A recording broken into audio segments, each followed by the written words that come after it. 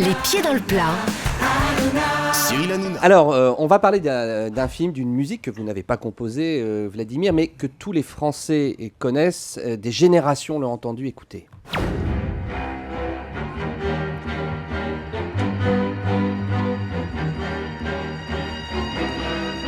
Ça va arriver.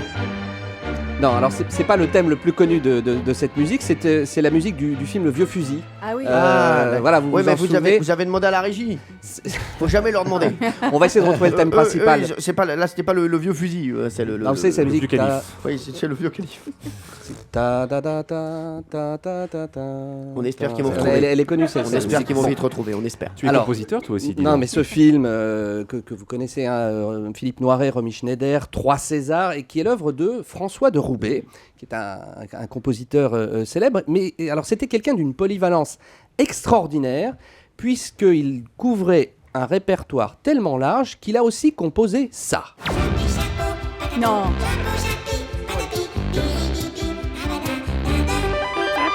Ah oui. Chapi. Chapi chapeau, hein, voilà, comme quoi dans la musique tout est possible.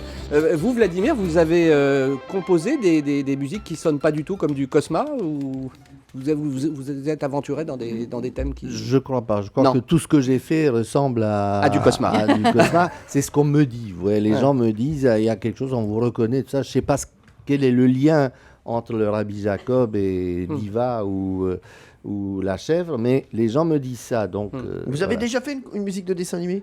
Oui, Laquelle? bien sûr. Bah, j'ai fait des films Astérix. Ah oui. Ah bah oui. Ouais, Mais des sinon, Astérix, j'ai fait des séries pour les enfants, Les Mondes Engloutis. Ah, je sais pas ouais. si ça vous dit ça. Bien sûr, les Raon. mondes. Ah ouais. Raon, bah, bien sûr, un ami. Et son coutelas. Ouais. Qui ça? Et son couteau là. Oui, c'est ça. Oui. Il avait son Voilà. coutelas. Merci. Vous n'avez pas fait les Cités d'Or. C'est ma Non. musique préférée. Esteban, Zia, Taou, les Cités d'Or. d'Or. On les embrasse, je sais qu'ils nous écoutent. Valérie Benaïm. Enfant du Mexique. Alors, dans la musique, vous savez que les affaires de plagiat sont récurrentes et bien évidemment, les musiques de films n'échappent pas à la règle. Et moi, je vais vous parler d'une affaire qui a opposé le cinéma américain au cinéma français. Nous sommes en 1991 et pour son film Cyrano de Bergerac avec Gérard Depardieu, Jean-Paul Rapneau souhaite, pour une scène de combat, dit-il, je cite entre guillemets, la même musique que dans Batman, sorti quelques mois auparavant aux États-Unis. Écoutez la musique de Batman en question. Voyez ? Danny On Elfman. reconnaît, hein, voilà. Et maintenant, écoutez bien, tendez bien l'oreille, voici l'extrait de Cyrano de Bergerac qui sortira donc après Batman.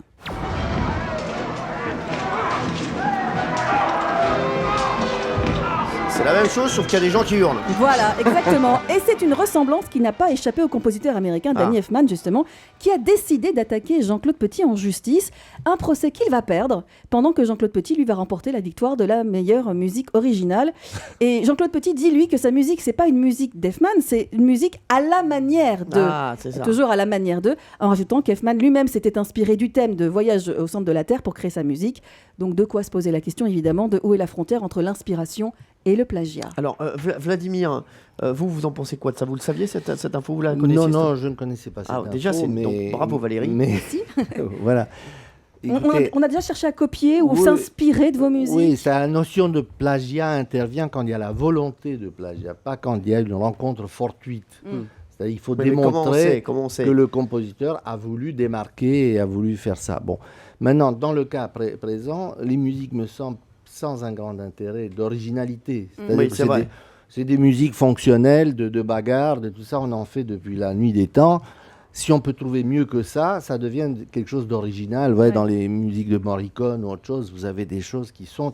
Mais là, un peu c'est pas plus très marqué. original. Oui. Mais là, Donc là, ça c'est bon. ça peut être une rencontre forte. Ça peut être une rencontre. C'est-à-dire que c'est une...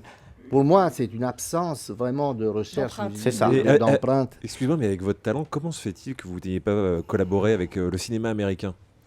Bah, écoutez, d'abord, j'en ai un peu collaboré, mais vous savez que je prends pas l'avion. C'est ça. J'ai Ah, c'est c'est handicap. ça. Ouais, j'étais Comme l'année Ba- passée à Saint-Pétersbourg. Comme J'étais 2 Barracuda jours. dans l'agence touristique. Là, je pars la semaine prochaine en Roumanie avec le train pendant 2 jours, la nuit, oui. etc. Ah oui. Donc, j'ai fait des films américains ou des séries de télévision américaines quand ils ont bien accepté de venir à Paris avec la scène de les monteurs et tout ça. Par exemple, L'amour en héritage, c'est une série à l'origine américaine. Ouais. C'est Mistral Zotter, que j'ai pu ramener en France. Je l'ai fait à Paris. J'en ai fait Till We Meet Again. J'ai fait des films. Mais pour je la- savais pas que vous preniez pas l'avion en fait. hein. Non, je l'ai pris à mon arrivée, c'était une espèce de punition journalière puisque je faisais des tournées en Amérique, j'ai fait le monde entier et je me suis promis le grand luxe le jour où j'aurai les moyens Bien sûr. de ne plus le prendre. Ah bah Voilà. très bien. Et ben voilà. Jean-Luc Lemoyne, votre info. Alors, il y a des musiques de films dont on ne soupçonne pas l'impact, mais c'est très étonnant ce que je vais vous raconter. Nous sommes au championnat du monde de tir organisé au Koweït. Nous sommes en 2012 et l'athlète kazakh Maria Dmitrienko brille et remporte même la médaille d'or. Alors, comme pour chaque compétition internationale, l'organisation procède donc à une cérémonie de remise des médailles avec, en point d'orgue, l'hymne national du Kazakhstan. Problème, l'athlète ne reconnaît pas son hymne. Et en fait, personne ne comprend d'où vient cette musique. Les entraîneurs s'insurgent, c'est un scandale. Et pour cause. En fait, la musique qui retentit n'est autre que la musique satirique créée par l'équipe du film comique Borat. Avec Oh là Sacha là. Baron Cohen, un C'est film drôle. qui critiquait ouvertement le Kazakhstan et qui présentait les habitants comme Comme des homophobes, dégénérés, ouais. obnubilés par le sexe et qui buvaient de l'urine de cheval fermentée. Donc là, ce Scandale. film qui avait été évidemment interdit au Kazakhstan, là, d'un seul coup, ça devenait l'hymne national du Oh là pays. C'était une énorme boulette et ils ont été obligés de présenter leurs excuses officielles aux Kazakhs parce que ça a été vraiment un scandale. Ouais. hein. C'est fou ça, c'est incroyable. Très belle histoire de Jean-Luc Lemoyne. Et je vais vous dire, pour ce qui me concerne, c'est la meilleure info du jour. Valérie, vous étiez pas mal aussi. Merci. Laurent aussi, mais Jean-Luc est quand même au-dessus. C'est vous qui gagnez la bataille des scoops sur les musiques de films. Europe 1, les pieds dans le plat, Tous les jours, 10h30, 12h30. Cyril Hanouna.